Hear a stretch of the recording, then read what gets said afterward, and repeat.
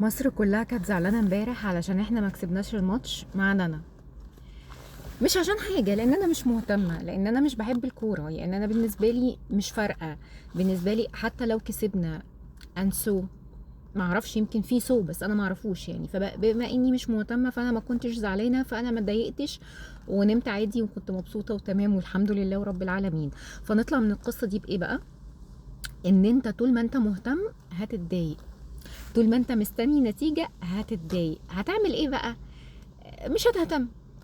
يعني الحاجة جت أهلا وسهلا، ما جاتش مش مهم، في مليون حاجة تانية ممكن نكسب فيها ونتبسط فيها ونعمل فيها إنجازات وحتى لو ما عملناش أدينا الحمد لله بناكل وبنشرب وبننام وتمام وزي الفل. وأهم حاجة إن احنا بنصلي وربنا راضي عنا وتمام، ولو مش راضي عنا نشوف هو ممكن يرضى عنا ازاي. والله العظيم مش كلام إنشا ولا كلام أي حاجة، بس وأنا يعني أم سوري طبعا أنا مصر ما كسبتش، يعني أنا مش عايزه استفز حد يعني ولا اضايق حد، بس اقصد ان امبارح انا شفت البيت عندنا كله كان متضايق، اصحابي متضايقين، كل الناس عماله تبعت على الواتساب وعلى جروبات وعلى كل مش عارفه ايه، وانا تمام بتفرج على المسلسل ميد ترم بمزاجي، بكلم واحده صاحبتي بنتكلم في حاجات تانية خالص بمزاجنا، بنتفق نشوف هنعمل ايه الويك اند وبتاع. فطول ما انت مش مهتم، طول ما انت في السليم بصراحه يعني.